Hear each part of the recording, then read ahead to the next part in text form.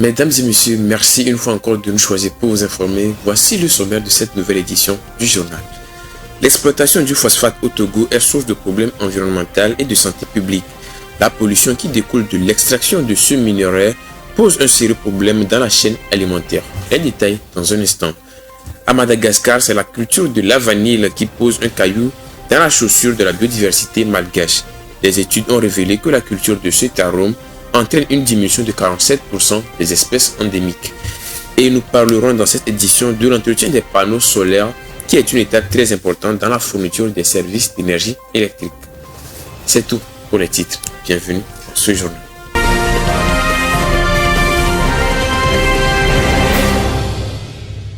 Le phosphate est la principale source de revenus minière du Togo, mais l'extraction et le traitement de ce minerai est surtout synonyme de pollution, de maladies et d'approvisionnement pour les populations de Kpémé, une agglomération située à 30 km de Lomé, à l'est de la capitale du Togo. Cette pollution représente une menace sérieuse pour l'environnement en général et pour les hommes en particulier à travers la chaîne alimentaire. Rafietou Mbérékou pour les détails. Principale richesse minière du Togo, l'histoire d'exploitation du phosphate a débuté avec les Français dans les années 1950.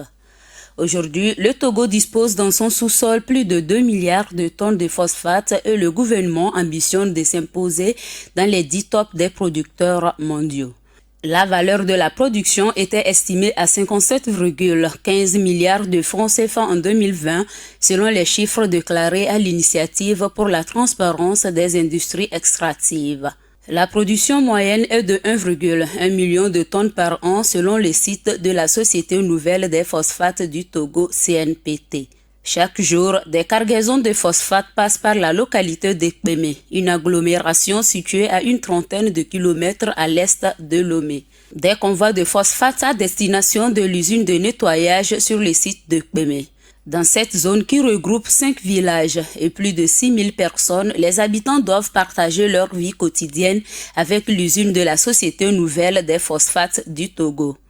Cette usine d'exploitation de phosphate n'est pas synonyme de développement, mais plutôt de pauvreté et de pollution, déplorent les riverains. Si la CNPT n'utilise pas de produits chimiques pour laver le phosphate sédimentaire, les différentes phases de l'extraction puis du traitement du minerai font ressortir de nombreux métaux lourds. Ces métaux peuvent représenter un risque de contamination des sols, des eaux, de l'air et de santé publique dans les zones affectées selon un rapport d'audit environnemental et social de la CNPT. Comparé aux autres gisements de phosphate sédimentaires dans le monde, les phosphates du Togo ont des concentrations légères plus élevées en métaux lourds. Selon l'Agence nationale de gestion de l'environnement, cet audit est le dernier en date réalisé par la CNPT, bien que la loi stipule que les sociétés minières doivent en produire tous les 4 ans. L'usine de traitement du phosphate du Kpémé est située à quelques mètres de l'océan Atlantique où elle rejette plusieurs types de déchets. Au sein de l'usine, une cheminée émet de la poussière jaune. L'extérieur de grands amas de déchets solides sont visibles juste à côté de l'enceinte de l'usine vers la plage de Goumoukope. La poussière issue des rejets de la cheminée se dépose presque tous les jours sur les habitations et sur les champs les plus proches. Il s'agit des poussières de phosphate mélangées au gaz de combustion selon l'audit de 2016. Cette poussière pollue les sols et les nappes souterraines de la zone en métaux lourds et en fluor. L'inhalation et la consommation des produits agricoles contaminés sont source de nombreuses maladies d'intoxication aux métaux lourds et au fluor. Et les poussières qui se déposent sur les sols contribuent à la contamination des nappes phréatiques dans les villages autour, ce qui engendre des maladies chez les habitants. L'exploitation du phosphate de l'usine de Kpémé est source de pollution qui représente une menace sérieuse pour l'environnement en général et pour l'homme en particulier à travers la chaîne alimentaire. Leader mondial de la production de la vanille avec près de 70% de l'offre, Madagascar enregistre des dégâts écologiques dus à la culture de cet arôme. Dans une étude publiée fin décembre 2023, des chercheurs de l'université de Göttingen en Allemagne indiquent que la culture de la vanille en forêt entraîne une diminution de 47% des espèces endémiques. Cette chute de la biodiversité pourrait être évité si la culture de la vanille est pratiquée sur des terres en jachère. Alexandra Adekami. Une nouvelle étude met en lumière l'impact néfaste de la culture de la vanille sur la biodiversité de Madagascar. Une chute alarmante de 47% des espèces endémiques a été observée lorsque cette épice est cultivée en forêt. Un pourcentage inquiétant, d'autant plus que l'île de Madagascar est connue pour ses espèces uniques. Près de 90% de ces espèces y sont endémiques selon les chiffres officiels.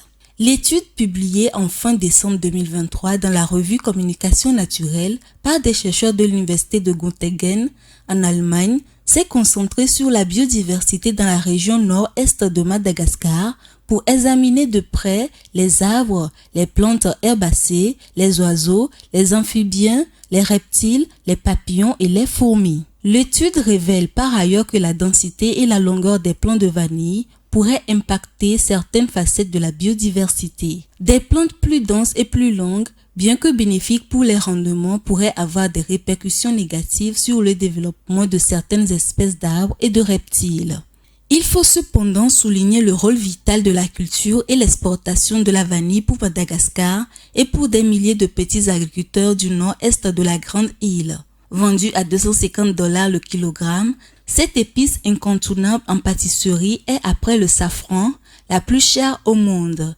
Une aubaine pour Madagascar qui, avec près de 2500 tonnes d'exportation annuelle, soit 70% de l'offre mondiale, a réalisé des recettes de l'ordre de $602 millions en 2021, selon les données de la Banque centrale de Madagascar. Pour concilier la prospérité économique et la conservation de la biodiversité dans la culture de la vanille malgache, l'équipe de chercheurs de l'université de Göttingen conseille aux agriculteurs de se tourner vers des terres en jachère, c'est-à-dire des terres agricoles laissées sans exploitation pendant un certain temps. L'autorité des forêts et de la faune sauvage en Érythrée a souligné en fin décembre dernier le rôle vital de l'implication des communautés dans le développement et la préservation des ressources forestières et fauniques. C'était lors d'une réunion d'évaluation des activités et réalisations de l'année écoulée. Il en résulte que près de 5,2 millions de plants d'arbres provenant de 37 pépinières ont été mis en terre au cours de l'année 2023. Irène Papadina pour les précisions. L'Érythrée renforce ses actions en faveur de l'environnement. En 2023, plus de 5,2 millions de plants d'arbres issus de 37 pépinières ont été mis en terre par les communautés, la société civile et le gouvernement. L'information a été révélée lors de la réunion annuelle d'évaluation des activités de l'autorité des forêts et de la faune sauvage de l'Érythrée. Une occasion pour les autorités érythréennes d'échanger sur les stratégies visant la réduction de la déforestation, des feux de forêt et de la désertification. Considéré comme l'un des pays les moins développés d'Afrique, l'Érythrée multiplie les initiatives pour mieux protéger sa faune et sa flore, en particulier dans les réserves. La préservation de la faune et de sa flore est considérée comme un facteur de croissance économique. Dans le pays, la construction d'environ 7000 hectares de terrasses et de la rénovation de plus de 4484 hectares ont été signalées, ainsi que la construction et la rénovation de systèmes de dérivation d'eau pour un total de plus de 103 000 m3. Selon Mousso Dekapina, directeur général de Namfumu Conservation Trust, la guerre entre l'Éthiopie et l'Érythrée de 1998 à 2000 a gravement affecté l'économie du pays. La croissance du PIB est tombée à zéro entre 1999 et à moins 12,1% en 2000. La population érythréenne qui vit de l'agriculture exploite les zones forestières pour pratiquer de l'agriculture, extraire du bois de chauffage et des matériaux de construction, des plantes médicinales et autres. Ces pratiques non planifiées et non organisées ont contribué à la dégradation du couvert forestier et des écosystèmes. Le plan stratégique du pays pour l'année 2024 vise à renforcer ces initiatives environnementales. En Tunisie, une convention de partenariat a été signée le 5 janvier dernier entre la ministre de la Famille, de la Femme, de l'Enfance et des Personnes âgées et le ministre de l'Agriculture, des Ressources hydrauliques et de la Pêche. Cette convention a pour objectif de renforcer le rôle des femmes travaillant dans le secteur agricole respectueux de l'environnement et de garantir ainsi la souveraineté alimentaire du pays. Les précisions avec Irène Papadine.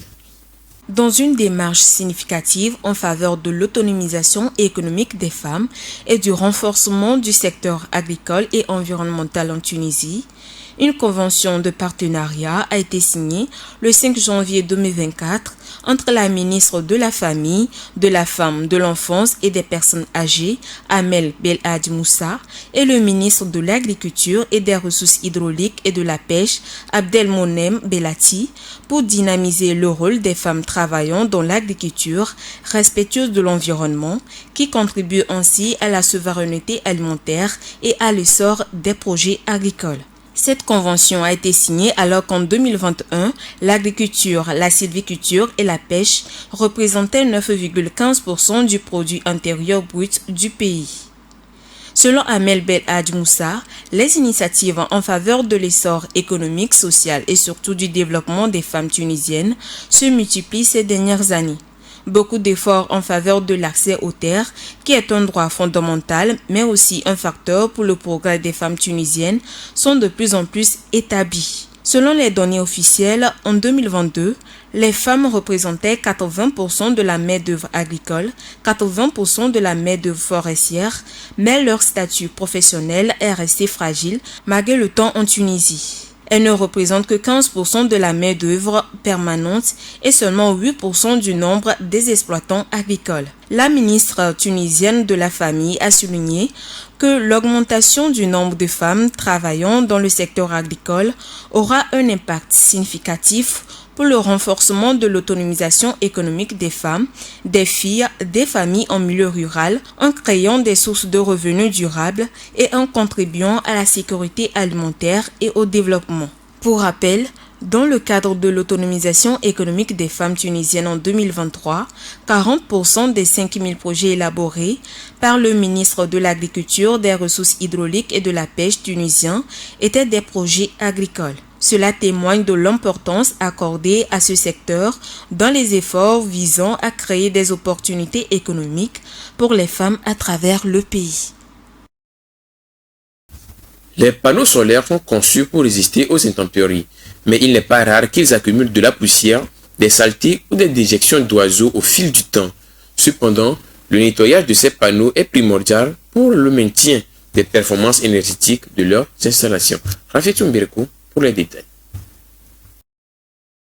Le développement de l'énergie solaire photovoltaïque connaît une croissance exponentielle depuis plus de 20 ans à l'échelle mondiale. À partir des années 1990, l'énergie solaire photovoltaïque a évolué d'un simple marché de niche vers une source de production d'électricité à l'échelle industrielle. Reconnue en tant que source d'énergie renouvelable, la part d'énergie solaire dans le monde est passée, selon l'Agence internationale de l'énergie, de 0,1% en 2010 à 3% pour l'année 2020. Depuis 2010, la part d'énergie solaire connaît une augmentation annuelle de 30%. Toutefois, pour garantir la performance et la durabilité des panneaux solaires, une étape cruciale s'impose, le nettoyage. Un panneau solaire, qu'il soit thermique ou photovoltaïque, son nettoyage est une étape nécessaire dans l'entretien de son installation. En effet, avec le temps, la présence de poussière, saleté ou autres débris peuvent s'accumuler sur la toit et donc sur le verre de surface qui protège les cellules photovoltaïques des panneaux, entraînant une diminution du rendement allant jusqu'à 25% selon certaines études. De plus, une mauvaise évacuation de l'eau peut favoriser l'apparition de champignons ou de moisissures susceptibles d'endommager durablement les cellules photovoltaïques.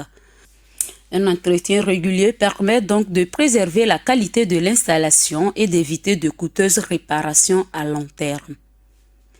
La fréquence du nettoyage dépend principalement de l'environnement géographique et climatique. En règle générale, un nettoyage annuel suffit pour garantir une performance optimale. Pour un panneau solaire installé près d'une route, d'un chantier ou d'une zone particulièrement polluée, il est recommandé d'effectuer ce nettoyage plus fréquemment, voire tous les 3 à 6 mois. De même, certaines saisons sont propices à l'accumulation des salissures, notamment en hiver, avec la chute des feuilles ou au printemps lors de la période pollinique. Dans ce cas, il est également recommandé, si possible, d'effectuer également une vérification visuelle régulière pour répéter tout dépôt anormal et intervenir rapidement. Le nettoyage des panneaux solaires a pour principal objectif le maintien des performances énergétiques de son installation.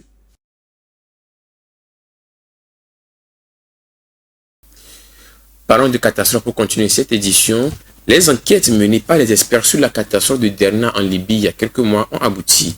Les résultats révèlent que les barrages qui ont cédé en septembre étaient fragiles et manquaient d'entretien. Léon Sabo pour les précisions. Le procureur général libyen Al-Sadiq Al-Sour a déclaré dimanche qu'une trentaine d'experts étaient unanimes dans les évaluations selon lesquelles la négligence a entraîné les inondations. Les résultats ont été publiés la semaine dernière, indiquant que la catastrophe aurait pu être évitée si les recommandations de 2003 ordonnant l'entretien de ces barrages et la construction d'un troisième avaient été suivies et exécutées. Des inondations massives avaient en effet dévasté une grande partie de cette ville du nord-est de la Libye en septembre 2023, faisant 4 540 morts d'après les chiffres officiels. Des quartiers entiers avaient été emportés par ce torrent d'eau, qui a également endommagé des infrastructures d'égouts et d'eau qui n'ont pas encore été réparées selon l'ONU, qui avait aussi déclaré à l'époque que la plupart des décès auraient pu être évités. Selon l'Organisation internationale pour les migrations OIM-ONU, plus de 30 000 personnes ont été déplacées et près d'1 million touchées par ces inondations.